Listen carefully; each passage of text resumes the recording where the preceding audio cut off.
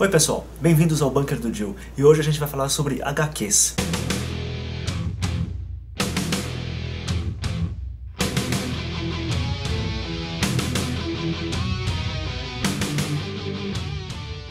Por que HQs? Bom, vou dar 3 motivos para vocês. Primeiro, porque para o bem ou para o mal, as HQs fazem parte da minha formação cultural. Não tenho como negar a influência das histórias em quadrinhos na minha vida. Segundo, porque as HQs elas são um formato popular de entretenimento.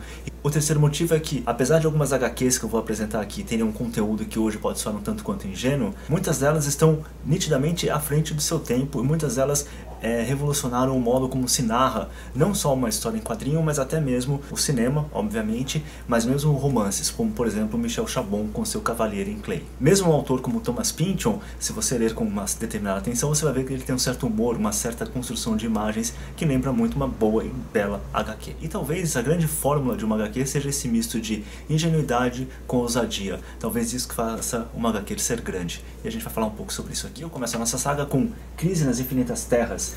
Com o roteiro do Marv Wolfman e desenhos do George Pérez, Crise nas Infinitas Terras redefiniu o universo DC, mas mais do que isso, ela deu novas bases para a interpretação dos super-heróis. Foi aqui que muito do que a gente conhece hoje como a mitologia do Batman, do Super-Homem, Mulher Maravilha, teve a sua gênese.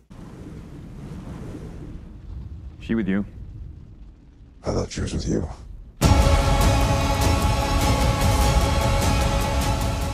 Ela tem o seu lado bem infantil, mas até hoje tem uns momentos muito emocionantes e que vale muito a pena vocês tentarem ir atrás. E em janeiro de 1978, a editora Abril publicou a sua primeira graphic novel aqui no nosso país, que era X-Men, o conflito de uma raça. Graphic novel, para quem não sabe, tinha um diferencial. Antigamente você tinha o quadrinho, o gibizinho, aquele pequenininho, tal, não sei o que. E aqui foi a primeira vez que a gente via aqui no país uma edição tão luxuosa, digamos assim. Com o roteiro do Chris Claremont e arte do Brent Anderson, O Conflito de uma Raça é uma história seminal dos X-Men que tratava da questão mutante não apenas como uma questão de super-heróis, mas como uma questão social. Os paralelos com o racismo nos Estados Unidos são evidentes e é uma história que mexeu muito comigo na época. E direto dos anos 80, Roger Stern e John Byrne escreveram histórias para o Capitão América que até hoje estão entre as melhores histórias do primeiro Vingador. Throws his mighty shield. All those who chose to oppose his shield must yield. If he's led to a fight and a duel is due, then the red and the white and the blue will come through when Captain America throws his mighty shield. A Panini reeditou essas histórias nesse formato aqui, e o mais legal nessa história aqui é que ela reconta a origem do Capitão América pela escrita do Roger Stern e pelo desenho do John Byrne. John Byrne, para mim, que é um dos grandes desenhistas e que muito pouco falado hoje aí pelo pessoal, mas ele é um dos grandes mestres. Tanto é um grande mestre que é dele a melhor fase já escrita do Super-Homem, para mim, pelo menos, que é essa fase aqui, logo após a Crise nas Infinitas Terras. Neste ciclo de histórias, John Byrne vai recriar toda a mitologia do Super-Homem e torná-lo um personagem ao mesmo tempo mais humano, mas carregado de heroísmo e daquela ingenuidade que a gente espera do Homem de Aço.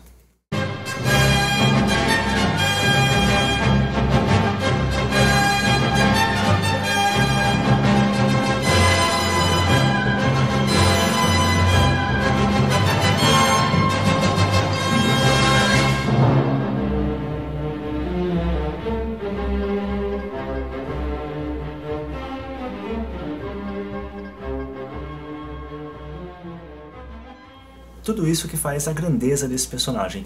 Na verdade, o Super-Homem tem uma peculiaridade, na minha opinião, que assim, para você ter uma boa história do Super-Homem, você realmente precisa ter um grande roteirista. Porque ele é um personagem ícone, porque ele é um personagem seminal e base para vários outros. Então, ele tem um heroísmo tão latente, tão romântico, que você tem que ser um grande escritor para conseguir fazer uma boa história dele. História boa do Batman, qualquer um escreve.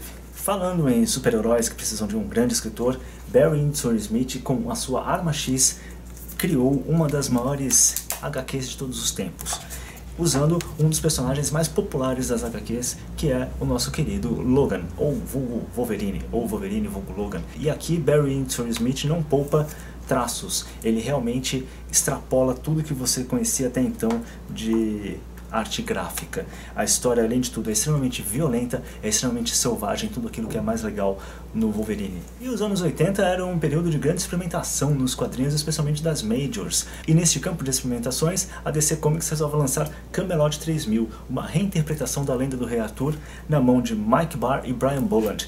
Camelot 3000, para quem não sabe, foi a primeira grande maxi-série produzida pela DC Comics. Também marcou época por ser uma história totalmente transgressora para os padrões da DC Comics à época. Hoje talvez passaria batido, mas na época era extremamente divertido ler essas coisas. E não tem como não falar de ousadia e não citar o nome de Garth Ennis, o cara que escreveu esta saga aqui, que é Preacher, a saga do reverendo Jesse Custer, que mistura anjos, demônios, cowboys, numa busca insana por Deus. Pilgrim! Preacher, escrita pelo Garth Ennis e desenhada pelo Steve Dillon, não poupa ninguém. Ela é completamente politicamente incorreta, extremamente violenta, mas uma das coisas mais divertidas que você vai ler nos quadrinhos. Mas é recomendado para adultos, tá? E dos grandes desenhistas dos quadrinhos, um dos que o pessoal conhece pouco, ou fala pouco hoje em dia, é o Bill Sienkiewicz, que fez uma grande parceria com Frank Miller, especialmente na Elektra Assassina, e em Stray Toasters ele vai contar a história de Egon Rust Magic. Sim, um psicólogo criminal que vai em busca de um assassino serial. A história é digna de um romance noir escrito por James Ellroy e filmada por Paul Thomas Anderson. E chegando perto ao fim aqui, uma das HQs mais influentes da história, que é Lobo Solitário. Na verdade, um mangá, escrita por Kazuo Koike e desenhada por Kozaki Kojima. Lobo Solitário conta a saga de Itogami e seu filho Daigoro em busca de vingança. Lobo Solitário influenciou artistas como Frank Miller diretamente, tanto que ele escreveu uma HQ chamada Ronin, completamente influenciada por isso daqui. Com sua mistura de ação e contemplação, Lobo Solitário pode ser esse grande mix de duas forças opostas do cinema japonês, que seria o Akira Kurosawa e Yasujiro Ozu.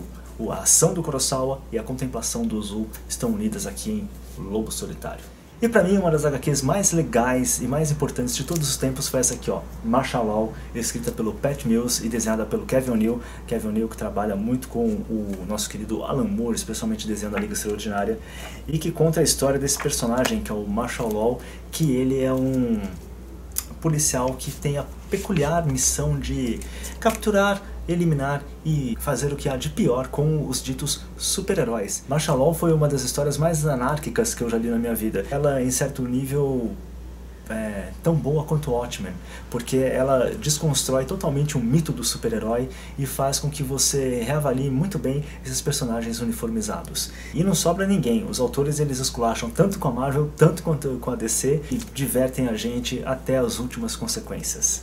Portanto, Martial Law é o top que vocês têm que ir atrás para ler, pessoal. Martial Law.